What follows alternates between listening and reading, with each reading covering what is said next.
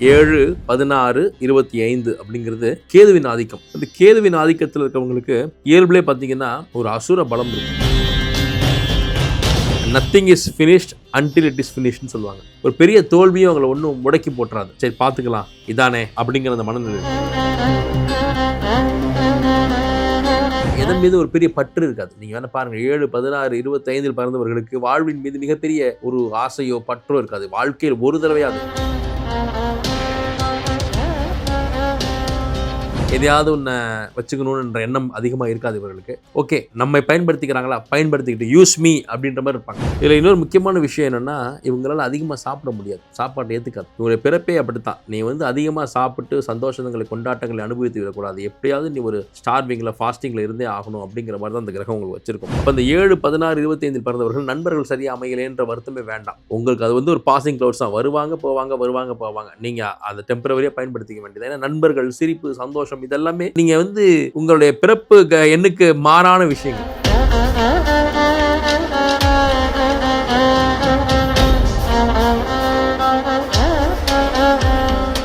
வணக்கம். இன்னைக்கு நாம எண்கள் அப்படிங்கிற அந்த சீரீஸ்ல 7ஆம் எண் ஆதிக்கத்துல பிறந்தவர்களுடைய குணாதிசயங்கள், அவங்க வாழ்க்கை முறை இதெல்லாத்தையும் பத்தி நம்ம விரிவா பார்க்க போறோம். இப்ப 7 அப்படிங்கிறப்ப 7, 16, 25 இந்த தேதிகளில் பிறந்தவர்களுடைய குணாதிசயங்கள் பத்தி நம்ம பார்க்க போறோம். அவங்க என்ன வாழ்க்கையில ஃபாலோ பண்ணா ஜெயிக்கலாம், எப்படி அவங்க வாழ்க்கை முறை அமைச்சுக்கிட்டா வெற்றி பெறலாம் அப்படிங்கிறத பத்தி நம்ம டீட்டெயிலா பார்க்க போறோம். 7, 16, 25 அப்படிங்கிறது கேதுவின் ஆதிக்கம். 7 நாளே கேது தான், சரிங்களா? இந்த கேதுவின் ஆதிக்கத்தில் இருக்கவங்களுக்கு இயல்பிலே பார்த்தீங்கன்னா ஒரு அசுர பலம் இருக்கும். ஒரு விஷயத்தை தொடங்கிட்டா அது அப்படியே கன்சிஸ்டண்டா அதில் அப்படியே இருந்து ஜெயிக்கக்கூடிய அந்த வீராப்பும் அந்த ஒரு உத்வேகமும் அந்த விடாப்பிடியான பிடிவாதமும் இருக்கும். அதே போல் அவங்க வந்து மனதுக்குள்ளேயே பல கால்குலேஷனை போட்டுக்கிட்டே இருப்பாங்க. நாம் அவங்க என்ன நினைக்கிறாங்கன்னு நம்ம யூகிக்கவே முடியாது. அவங்க பாட்டுக்கு அதை ப்ராசஸ் பண்ணிக்கிட்டே இருப்பாங்க. அந்த வெற்றி அப்படிங்கிற ஒன்றை அதை முழுமையாக அச்சீவ் பண்ண பிறகுதான் அவங்களுக்கு வந்து வெற்றி பெற்றுட்டோம் அப்படின்வாங்க. அதாவது சொல்லுவாங்க, nothing is finished until it is ஃபினிஷ்ட்னு சொல்லுவாங்க. ஒரு விஷயம் முடிவடையும் வரைக்கும் அது முடிவடையவில்லை, அவ்வளோதான். இன்னும் வெற்றி பெறல, இன்னும் இருக்குல்ல போக வேண்டிய தூரம், அதை முடிச்சதுக்கு அப்புறமா கொண்டாட்டத்தை வச்சுக்கலாமே அப்படிங்கிற அளவுக்கு ஒரு பேலன்ஸ்டான மைண்ட் செட்டில் இருப்பாங்க. அவங்களுக்கு வந்து அதிகமான கொண்டாட்டமும் இருக்காது, அதிகமாக சோகமும் அடைய மாட்டாங்க. ஏன்னா எந்த எக்ஸ்ட்ரீமுக்கும் அவங்க போக மாட்டாங்க. அப்படியே சமநிலையில் இருக்கும் மனசு. நாளைக்கே ஒரு பெரிய வெற்றி அடைஞ்சிட்டாங்கன்னா கூட இந்த வெற்றி என்னோடது இல்லை, இது வந்து கடவுள் கொடுத்த ஒரு அமைப்பு, நான் அதன் போக்கில் போகும்போது இதுவாக அமைஞ்சிருச்சு அப்படின்வாங்க. ஒரு பெரிய தோல்வியும் அவங்களை ஒன்றும் முடக்கி போட்டுறாது. சரி பார்த்துக்கலாம் இதானே அப்படிங்கிற அந்த மனநிலை இருக்கும். ரெண்டாவது, ஒரு பெரிய ஒரு ஆடம்பரத்தையும் விரும்ப மாட்டாங்க. சாதாரண ஒரு சூழலையும் அவங்களால வாழ முடியும். இந்த 7, 16, 25 அப்படிங்கிறது கேதுவின் ஆதிக்கம் அப்படிங்கிறப்போ கிட்டத்தட்ட ஒரு மோட்சம் மாதிரி. அப்போ பெருசா வந்து சௌக்கியம், சௌகரியம், ஆடம்பரம், ஆறாவரம், கொண்டாட்டம் இதுகளில் வந்து பெரிய ஒரு நாட்டம் இருக்காது. அதை தாண்டி ஒரு பெரிய ஒரு ஆடம்பரமான இடத்துக்கு நீங்க கூட்டு போனா கூட அதுல அவங்களால ரொம்ப நாள் லைக்க முடியாது. டக்குன்னு இருந்து வெளில வந்து எப்ப நார்மல் வாழ்க்கையை நம்ம அனுபவிப்போம் அப்படிங்கிற மைண்ட் செட்டுக்கு வந்துருவாங்க. நிறைய பணம் இருந்தா கூட அவங்களுடைய வாழ்க்கை முறை இயல்பா அமைச்சுக்குவாங்க. அந்த பணத்தை வச்சு என்ன பண்றது யோசிக்கக்கூடிய அமைப்புலாம் அவங்களுக்கு இருக்கும். ரெண்டாவது, எந்த வாழ்க்கைக்கு தேவையான அளவுக்கு இருந்தா போதும் அப்படிங்கிற மனப்பான்மை அவங்கள்ட்ட இருக்கும். மிக அதிக அவங்க எந்த ஒரு இனம் சேர்ந்தவராகவும் இல்ல மதம் சார்ந்தவராக இருந்தாலும், எந்த கடவுளை கும்பிடுறவராக இருந்தாலும் அவங்களுக்கு இயல்பிலேயே மிக அதிகமான கடவுள் பக்தி இருக்கும். ஒரு கடவுளை ரொம்ப தீர்க்கமா வழிபடுறது எல்லாமே இவங்க தான். உன்னை பிடிச்சிட்டா அது அப்படியே அதான் எல்லாமே அப்படி பேசிட்டு இருப்பாங்க. கடவுள்கிட்ட பேசுறது, தெய்வம் என்கிட்ட பேசுது, கடவுள் என்கிட்ட கனவுல வந்துச்சு, நான் கடவுளோட ஒன்றி இருக்கேன் அப்படிங்கிறதுல இந்த 7ஆம் தேதி ஆதிக்கத்தில் பிறந்தவங்க தான். எல்லாரும் சாமி கும்பிட்றாங்க அப்படின்னா இவங்க அதை ரொம்ப தீவிரமா, அதி தீவிரமான ஆன்மீக வெறியர்களா இருப்பாங்க. கடவுள் பக்தியில வந்து ஒரு ஆழமான பற்றும் அன்பும் இருக்கும். அதுவும் இவங்க ஏதாவது ஒரு தெய்வத்தின் மீது ரொம்ப அதிக பற்று வைத்திருப்பார்கள். அந்த தெய்வத்தின் பற்று என்ன பண்ணோம்னா அதுல கொஞ்சம் பைத்தியமாவே இருப்பாங்கன்னு வச்சுக்கோங்களேன். எந்நேரமும் அதை பத்தி பேசுறது, எந்நேரமும் அந்த தெய்வத்துடைய பெயரை வந்து நாக்கில் உச்சரிக்கிறது. அதே போல அந்த தெய்வத்தை பத்தி பேசினா உணர்ச்சி வசப்பட்டுறது, டக்குன்னு கண் கலங்கிடுவாங்க. சோர்ந்து படுத்திருந்தா கூட ஐயோ மணி 6 ஆச்சா, தீபம் ஏற்றணும் அப்படின்னு கிளம்பி போறதா இருக்கட்டும். வீட்டுக்குள்ளேயே கூட 6 மணி ஆச்சா, லைட்டை போடுங்க, தீபத்தை ஏற்றுங்க அப்படின்றதா இருக்கட்டும். இல்லை கடவுளுக்கு வந்து நெய்வேத்தியம் வைக்கிறதுல வந்து ஒரு ஈடுபாடு இருக்கிறது. இந்த 7ஆம் தேதி, 25ஆம் தேதி, 16 தேதியில் பிறந்தவங்கலாம் பார்த்தீங்கன்னா அவங்க ஒரு இஷ்ட தெய்வமோ இல்லை உபாசன தெய்வமோ இல்லை அவங்க ஒரு பிடித்தமான தெய்வத்தையோ வழிபடும் போது அதை அலங்கரிக்கிறது, அதை அபிஷேகம் பண்ணுறது, அதுக்கு அலங்காரம் பண்ணுறது, அந்த பூ வைக்கிறது, பொட்டு வைக்கிறது, அதுக்கு சோறு படைக்கிறது, அந்த நெய்வேத்தியம் படைக்கிறது, இதெல்லாம் வந்து அப்படியே லயிச்சு அப்படியே உணர்வுபூர்வமா பண்ணுவாங்க. அதெல்லாம் நம்ம பார்க்கும்போது நம்ம அந்த ஜோதிடத்துல இருக்கோம் இல்லையா? இப்போ ஒருத்தர் 7ஆம் தேதி பிறந்தவர் இருக்காருன்னு வச்சுக்கங்களேன். அவரு வந்து ஒரு வீட்டிலேயே ஒரு தெய்வத்த வச்சிருப்பார். அந்த தெய்வத்துக்கு வந்து சாப்பாடு படைக்கிறம்போது, ஏதோ தன் பிள்ளைக்கு ஒரு சாப்பாடு சமைச்சு, அத பிசைந்து, அத ரெடி பண்ணி, அத அப்படியே ஊட்டுனா எப்படி இருக்கும்? அது மாரி அத செய்றது. எனக்கு தெரிந்த ஒரு நண்பர் இருக்காரு. அவர் வீட்ல ஒரு தெய்வத்த வச்சு வழிபட்டுட்டு இருக்காரு. அப்ப அந்த தெய்வத்துக்கான அலங்காரம், அது ட்ரெஸ்ஸு அதுக்கு போடுறது, அதுக்கு சோறு படைக்கிறது, அது டேஸ்ட்டா இருந்துடணுமே டேஸ்ட் பண்ண முடியாது, நெய்வேத்தியம் பண்ணும்போது. அது டேஸ்ட்டா இருக்கணும் அப்படிங்கிறத மனக்கண்ணாலேயே அப்படியே யூகிச்சு, இவ்வளோ உப்பு போடுறோம், இவ்வளோ சர்க்கரை போடுறோம், இல்ல இவ்வளோ தண்ணி விடுறோம் அப்படின்னு பாயாசமோ, தயிர் சாதமோ, லெமன் சாதமோ ஏதோ ஒண்ணு செய்யும்போது, அவ்வளவு பயபக்தியோட செய்றத நான் பக்கத்துல இருந்து பார்த்துருக்கேன். அப்ப படைக்கும்போது, "சாப்பிடு" அப்படின்னு அதுகிட்ட பேசுவாரு. அது சாப்பிடுறதாகவே பாவிச்சு சாப்பிட்ட பிறகு பார்த்தீங்கன்னா, அதுக்கப்புறமா எடுத்து அத பிரசாதமா சாப்பிடும்போது பார்த்தீங்களா, ருசி குறைஞ்சிருக்கு. அம்பாள் சாப்பிட்டா, இல்ல ஐயா சாப்பிட்டாரு, இல்ல இந்த கடவுள் சாப்பிட்டுருச்சு. அப்படின்ற அந்த அந்த பேச்செல்லாம் அவங்க பேசுவாங்க. அருகில் இருக்க நமக்கு வந்து வியப்பா இருக்கும். இவ்வளவு பைத்தியமா கூட ஒரு தெய்வத்த வழிபடணுமா என்ன? அப்படின்னா, இத நம்ம விமர்சனத்துக்கு அப்பாற்பட்டு அவங்களுடைய பிறப்பின் எண் வந்து 7ன்ற அமைப்புல இருக்கும்போது, அவர்கள் அப்படித்தான் அந்த தெய்வத்தை அணுகுகிறார்கள். 2வது முக்கியமான விஷயம், இவர்களுக்கு வந்து உடல் ரீதியாக, மன ரீதியாக அதிக அழுத்தமும், சோர்வும், ஒரு மாரி ஒரு டயர்ட்னஸும் இருக்கும். ஏன்னா, கேது அப்படிங்கிறது கர்ம கிரகம் தான். அப்ப வாழ்க்கைய வந்து அவங்க பிறப்பெடுத்து வர்றதே நெறைய கர்மத்தை சுமந்து, கர்மத்தை கழித்து, கர்மாவோட வாழ்ந்து, இருந்து, மடிந்து போவதற்காக தான் வந்திருக்காங்க. அப்ப இவங்க கிட்ட வந்து எதன் மீது ஒரு பெரிய பற்று இருக்காது. நீங்க வேணா பாருங்க 7, 16, 25 பிறந்தவர்களுக்கு வாழ்வின் மீது மிகப்பெரிய ஒரு ஆசையோ, பற்றோ இருக்காது. வாழ்க்கையில் ஒரு தடவையாவது நான் இத நீங்க கமெண்ட்ஸ்ல தெரிவிங்க. நான் இத ரெக்கார்ட் பண்ணி சொல்றேன் உங்களுக்கு. 7, 16, 25 தேதிகள் பிறந்த அந்த 7ன் ஆதிக்கத்தில், கேதுவின் ஆதிக்கத்தில் பிறந்தவருக்கு வாழ்க்கையில ஒரு முறையாவது எல்லா சுகதுக்கத்தையும் விட்டுட்டு அப்படியே காசி, ராமேஸ்வரம், பழனி அப்படியே போயிடலாம் நம்ம. தேசாந்திரியா, நாடோடியா எங்கேயாவது கழுத்துல கொட்டையும், நெத்தியில பட்டையும், கையில திருவோடும் ஏந்திக்கிட்டு என்னடா பெரிய சாப்பாடு? எங்கேயாவது நமக்கு ஒரு அன்னதானம் கிடைச்சிராதா? என்னைக்கோ ஒரு இடத்துல பிரசாதம் கிடைக்காதா? ஒரு 2 வேள சோறு கிடைச்சிராதா நமக்கு? நம்ம வந்து யாசகமா கூட அது அப்படியே கடவுளோட கடவுளா அப்படியே நம்ம வாழ்ந்துட்டு போயிடலாமே அப்படிங்கிற எண்ணம் வராமல் இருக்காது. பெரும்பாலும் இவர்களுக்கு குடும்ப வாழ்க்கை அமைகிறது மிகப்பெரிய சவாலாக இருக்கும். அப்படியே அமைந்தாலும் இந்த குடும்ப வாழ்க்கை மிகப்பெரிய கசப்பையும், மிகப்பெரிய ஒரு பின்னடைவையும் சந்திக்கிறாங்க. ஆனா அதை தாண்டி இத வாழ்ந்து தான் ஆகணும் அப்படின்னு பல்ல கடிச்சு வாழ்ந்துட்டு இருப்பாங்க. இவர்களை மற்றவர்கள் பயன்படுத்தி, இவர்களை ஏணியாக பயன்படுத்தி மேலே ஏறி போய்க்கிட்டே இருப்பாங்க. இவர்கள் வந்து சரி ஓகே இதுதான் அப்படின்ட்டு மனம் அதில காயப்பட்டா கூட சரி ஓகே வாட் நெக்ஸ்ட் அப்படின்னு போயிடுவாங்க. இது அப்படிதான். தனக்குன்னு ஒரு பொருள் சேர்த்துக்கிறது, தனக்குன்னு எதையாவது ஒண்ண வச்சுக்கணும்ன்ற எண்ணம் அதிகமா இருக்காது இவர்களுக்கு. ஓகே நம்மை பயன்படுத்திக்கிறாங்களா? பயன்படுத்திக்கிட்டு யூஸ் மீ அப்படின்ற மாரி இருப்பாங்க. தெரிந்தே மத்தவங்க தன்னை பயன்படுத்திக்கிறதுக்கு அவங்க அலோவ் பண்ணுவாங்க. தன்னிடமிருந்து எதையா எடுத்துட்டு போறாங்களா? சரி எடுத்துட்டு போட்டும். என்ன இப்போ? இத வைத்திருந்து என்ன பண்ண போறோம்? ஒரு லாஸே ஏற்படுதுன்னா கூட என்ன வாழ்க்கையில இது? எல்லாம் கடந்து வந்துரலாம். சரி ஒரு ரூ. 5,00,000 பணம் வச்சிருந்தோம். ஒண்ணு நம்பி பண்ணுனோம். போயிடுச்சு. பரவால்ல. திரும்பி சம்பாரிச்சுக்கலாம் அப்படிங்கிற எண்ணம் வேறு. இருக்கிறது போயிடுச்சு. இது இல்லாமலும் வாழ்ந்துக்கலாம் அப்படிங்கிறது தான் கேது. அப்போ எது இருந்தாலும், எது இல்லை என்றாலும் என்னால் இந்த வாழ்க்கையை வாழ்ந்து விட முடியும் அப்படிங்கிற அந்த உச்சபட்சமான ஒரு விரக்தி நிலை, இல்ல மோட்ச நிலை, விளிம்பு நிலை, இல்ல எதுவுமே நான் கொண்டு வரலங்க. நம்ம என்ன கொண்டு வந்தோம்? என்ன கொண்டு போப்போறோம்? பார்த்துக்கலாங்க. அப்படிங்கிற இந்த ஒரு மனப்பான்மை எல்லாமே இந்த கேதுவின் ஆதிக்கத்தில் இருக்கிறவர்களுக்கு வரும். 7, 16, 25 பிறந்தவர்களுக்கு. 2வது இவர்களுக்கு வாழ்க்கையில நிச்சயமா நீங்க இத எழுதுங்க. இத நீங்க கமெண்ட்ஸ்ல எழுதுங்க. நீங்க ஒரு மாற்று மதத்தில இருக்கீங்க அப்படின்னா, உங்களுக்கு இந்த கிறிஸ்தவ நண்பர்களின் நட்போ, உறவோ ஏற்பட்டுரும். நீங்க 7ஆம் தேதி, 16ஆம் தேதி, 25ஆம் தேதியில பிறந்தவங்கன்னா, நீங்க கிறிஸ்டியன் ஸ்கூல்லயோ, கிறிஸ்டியன் காலேஜ்லயோ படிச்சிருவீங்க. இல்ல உங்க வீட்டு பக்கத்துல சர்ச், வீட்டு பக்கத்துல கிறிஸ்தவ நண்பர்கள், உங்களுடைய வாழ்க்கையில கிறிஸ்தவருடைய நுழைவு வந்து ஏற்பட்டுரும். அதேபோல வெளிநாடு, வெளி மாநிலங்கள், ஃபாரின் கண்ட்ரீஸ் போயிட்டு வரக்கூடிய ஒரு சூழல் இந்த 7, 16, 25 தேதியில பிறந்தவர்களுக்கு வந்துரும். இதுல இன்னொரு முக்கியமான விஷயம் என்னன்னா, இவங்களால அதிகமா சாப்பிட முடியாது. சாப்பாட்ட ஏத்துக்காது. இவங்களுடைய பிறப்பே அப்படித்தான். நீ வந்து அதிகமா சாப்பிட்டு சந்தோஷங்களை, கொண்டாட்டங்களை அனுபவித்து விடக்கூடாது. எப்படியாவது நீ ஒரு ஸ்டார்விங்ல, ஃபாஸ்டிங்ல இருந்தே ஆகணும் அப்படிங்கிற மாரி தான் அந்த கிரகம் உங்களுக்கு வச்சிருக்கும். அரை வயிறு சாப்பிடுறது,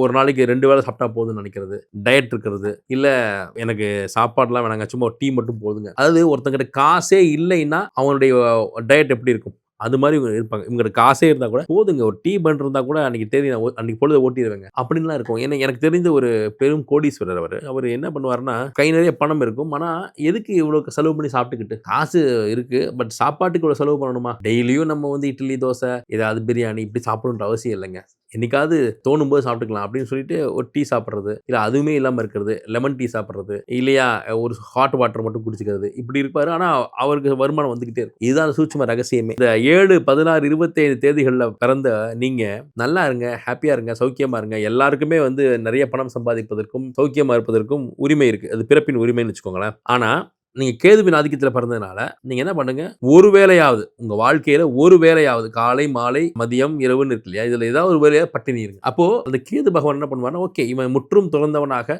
எல்லா வசதி வாய்ப்புகளும் இருந்தும் கூட ஒரு வேளை உணவு வந்து தவிர்க்கிறான். ஓகே. அப்ப தொடர்ந்து நீங்க வந்து அப் அண்ட் டவுன பார்த்துறீங்க. காலையில நல்லா, மதியானம் நல்லா சாப்பிட்டா கூட ஏதோ ஒரு வேளை வர பட்டினியாவும் இருக்கிறீங்க அப்படிங்கிறப்ப, அப்போ உங்களுக்கு தேவையான செல்வம் வந்துகிட்டே தான் இருக்கும். என்னன்னா, உங்களுடைய பிறப்பின் எண்ணுக்குரிய ஒரு லாஜிக் என்னன்னா, எப்போதுமே சந்தோஷமா இல்லாம ஒரு சிறு துக்கத்தையோ, ஒரு பட்டினியோ, சிறு வறுமையவோ உங்களுக்கு நீங்களே ஒரு ஆர்டிபிஷியலா கிரியேட் பண்ணிக்கும்போது, அந்த வருமானம் தடைபடாம வந்துகிட்டே இருக்கும். நம்ம முன்னோர்கள் விரத முறைய கடைபிடிச்சது காரணமே இதுதான். ஒண்ணு வந்து ஆரோக்கிய ரீதியாக அது நம்ம உடலை சுத்தப்படுத்தும், கழிவுகளை வெளியேற்றும், நம்மை புதுப்பிக்கும், நம்ம செல்களை வந்து புதுப்பிக்கும்ன்றது விரத முறைகளுடைய ஒரு பின்னணி நோக்கமா இருந்தாலும், சாஸ்திர ரீதியாக, சம்பிரதாய ரீதியாக, ஆன்மீக ரீதியாக ஒரு பசினா எப்படி இருக்கும்? அப்போ சாப்பாடு இல்லைன்னா எப்படி இருக்கும்? அப்படின்றத எல்லா வளமும் இருக்கக்கூடியவனும் அனுபவிக்கணும். அப்பத்தான் உண்மையிலே பசிப்பினில போராடிட்டு இருக்க ஒருத்தனுடைய வலி வேதனை என்னங்கிறது பணம் படைத்த ஒருத்தனுக்கும் புரியும். அவனுக்கு இவங்க வந்து ஒரு ஹெல்ப் பண்ணுவாங்க, வேலை வாய்ப்பை தருவாங்க, ஒரு வருமானத்தை ஏற்படுத்தி கொடுப்பாங்க, அவன் பசிப்பினியை போக்குவதற்கு இவர்கள் முன் வருவார்கள் அப்படிங்கிற நோக்கத்தை தான் இந்த விரத முறைகளும் பட்டினி முறைகளும் பெரும் பணக்காரர்களும் விரதம் அப்படிங்கிற முறையில வந்து ஃபாலோ பண்ணணும்ன்றது காரணம் என்னன்னா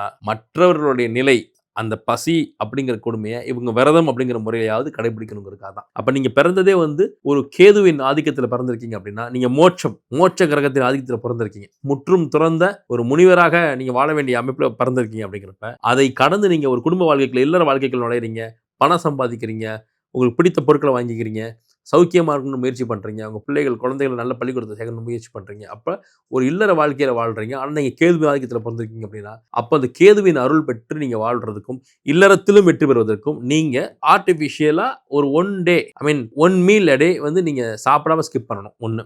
ரெண்டாவது, கேது பகவான் ஆகிய விநாயகரை வந்து மிக தீவிரமா வழிபடணும். இந்த 7, 16, 25 தேதிகளில் பிறந்தவங்களுக்கு நிச்சயமா அவங்க வீட்டு பக்கத்துல விநாயகர் கோயில்கள் இருக்கும். இல்ல விநாயகர் கோயிலை தாண்டி இவங்க வீட்டுக்கு வரக்கூடிய சூழல் இருக்கும். இல்ல விநாயகர் இவங்க வாழ்க்கையில ஒரு பிரதானமான ஒரு கடவுளாக எப்போதும் திகழ்வார். அப்ப இவங்க பிள்ளையார்பட்டி விநாயகர், மணக்குள விநாயகர், விநாயகர் கோயில்கள் இல்லாத ஊரே இல்ல, தெருவே இல்ல, நாடே இல்லைங்கிற பட்சத்துல சேலம் மாதிரியான இடங்கள்ல ராஜகணபதி கோயில், இந்த மாதிரி விநாயகருக்குன்னு பிரத்யேகமா இருக்கக்கூடிய எல்லா கோயில்களும் நீங்க பயன்படுத்திக்கலாம். இல்ல உங்க வீட்டு பக்கத்தில் இருக்கக்கூடிய விநாயகரை சென்று நீங்க வியாழக்கிழமையில வழிபடும் போது மிகப்பெரிய வெற்றி கிடைக்கும். அதே போல இவர்களுக்கு நண்பர்கள் அமைவதுங்கிறது மிகப்பெரிய ஒரு சிரமம். ஏன்னா நண்பர்கள் வந்து இவர்களுக்கு இவங்களால அவங்களோட ஒத்துப்போக முடியாது, இல்லை அவங்களால இவங்களோட ஒத்துப்போக முடியாது. ஏதாவது ஒரு கிளாஷ் ஏற்பட்டுக்கிட்டே இருக்கும், ஒரு டிஃபரன்ஸ் ஆஃப் ஒப்பீனியன் ஏற்பட்டே இருக்கும். அப்ப அந்த 7, 16, 25 பிறந்தவர்கள் நண்பர்கள் சரியா அமையலைன்ற வருத்தமே வேண்டாம். உங்களுக்கு அது வந்து ஒரு பாசிங் கிளவுட்ஸ் தான். வருவாங்க போவாங்க. நீங்க அதை டெம்பரவரியா பயன்படுத்திக்க வேண்டியது. ஏன்னா நண்பர்கள், சிரிப்பு, சந்தோஷம் இதெல்லாமே நீங்க வந்து உங்களுடைய பிறப்பு எண்ணுக்கு மாறான விஷயங்கள். நீங்க தனித்து அப்படியே காட்டுல அப்படியே கரையில தேசாந்திர தெரிய வேண்டிய நீங்க ஒரு ஆன்மீக பயணத்தில் மேற்கொண்டு அப்படியே ஆன்மீகத்தில் லயித்து ஆன்மீகத்தில் இரண்டரை கலக்க வேண்டிய நீங்க அதிலிருந்து வெளியே வந்து இல்லற வாழ்க்கையில வாழ்ந்துகிட்டு இருக்கீங்க. அப்படிங்கிறப்போ சந்தோஷங்களுக்கு இடையே ஒரு துக்கமும் இருக்கதான் செய்யும். அப்படிங்கிற அந்த பேலன்ஸை உங்க லைஃப்ல நீங்க ஏற்படுத்திக்க வேண்டும். அதே போல நீங்க எந்த தொழில இருந்தாலும், நீங்க எந்த ப்ரொஃபஷன்ல இருந்தாலும், உங்க ப்ரொஃபஷன் மூலமா கிடைக்கக்கூடிய பணத்துல ஒரு சிறு தொகை அளவாவது, ஒரு சிறு பர்சன்டேஜ் அளவாவது உங்களுக்கு பிடித்த கடவுளுக்கு நீங்க அதை செலவழிச்சிருங்க. ஒரு சிவனுக்கோ, பெருமாளுக்கோ, விநாயகருக்கோ, ஆஞ்சநேயருக்கோ, கோயில் பரிகாரங்களுக்கும் ஆன்மீகத்துக்கும் நீங்க உங்களுடைய சம்பாத்தியத்திலிருந்து ஒரு சிறு பகுதியேனும் நீங்க ஆன்மீக செலவுகள் செய்யும்போது நிச்சயமாக உங்க இல்லற வாழ்க்கை, உங்க ப்ரொஃபஷன், உங்க தொழிலும், உங்களுடைய சம்பாத்தியமும் மிகப்பெரிய அளவில் பெருகும். எல்லாருக்குமானது தான் இது. ஆனா உங்களுக்கு இன்னும் அதிகமானது. அதே போல பலருக்கு கல்யாண வாழ்க்கை தடைபடும், கல்யாண வாழ்க்கை தாமதப்படும், குழந்தை பாக்கியம் தடைபடும், இல்லை குழந்தை பாக்கியம் தாமதப்படும். 7, 16, 25 தேதிகள் பிறந்தவர்களுக்கு இந்த மாதிரி அவங்களுடைய இந்த பிரச்சனைக்கு விநாயகரை வந்து நான் சொன்னபடி வியாழக்கிழமை வழிபடும் போது இது என்ன ஆகும்னா உங்களுடைய கர்மா பெருமளவில் வந்து கழியும். அதே போல் அன்னதானங்கள், பசிப்பினி போக்கணும். ஒரு சாப்பாடு வச்சுருக்கீங்க, அதை உங்கள்கிட்ட வாங்குறாரு அப்படின்னாலே அவருக்கு ஏதோ தேவை இருக்குது. சாப்பாடை நீங்கள் கொடுத்து அதை வாங்கி சாப்பிட்ற அளவுக்கு தான் அவர் இருக்கார். அப்போ அவர் பின்னணி என்ன, அது என்ன பண்ணுறாரு அப்படிங்கிற யோசனைக்குள்ள நீங்கள் போக வேணாம். நீங்கள் உங்களுடைய வசதிக்கேற்ப சாப்பாடு ரெடி பண்ணிக்கிட்டு யாருக்கெல்லாம் சாப்பாடு விநியோகம் பண்ணி அவங்க சாப்பிட்ற அந்த பசிப்பினி போகிற அந்த ஒரு சுச்சுவேஷனை நீங்கள் பார்க்குறீங்களோ அப்போயும் உங்கள் கர்மா கழிஞ்சிருங்க. எப்போவுமே சாப்பாடு தரும்போது தண்ணியும் சேர்த்து கொடுங்க. இன்னும் வசதி இருந்ததுன்னா ஒரு சின்ன துண்டு முகம் துடைச்சிக்கிறதுக்கு, கை துடைச்சிக்கிறதுக்கு சேர்த்து நீங்கள் கொடுங்க. இதெல்லாம் அவர் வசதிக்கு உட்பட்டு. ஆனால் சாப்பாடும் தண்ணியும் சேர்ந்து வாங்கி கொடுக்குறதே மிகப்பெரிய ஒரு அன்பளிப்பு தான். ஒரு பெரிய ஒரு கர்மாவை கழிக்கக்கூடிய விஷயம் தான். இதில் கர்மா கழிதுங்கிறத தாண்டி யாரோ ஒருத்தர் உங்கள் உணவை சாப்பிட்றாரு, அவர் பசி அந்த நேரத்துக்கு போகுது அப்படிங்கிறப்போ அது that adds to the benefit இல்லைங்களா? ஸோ அப்போது அதுவே உங்களுக்கு மிகப்பெரிய வெற்றியை கொடுத்துரும். 2வது, ஆடை தானங்கள். எப்படின்னா வஸ்திர தானங்கள்.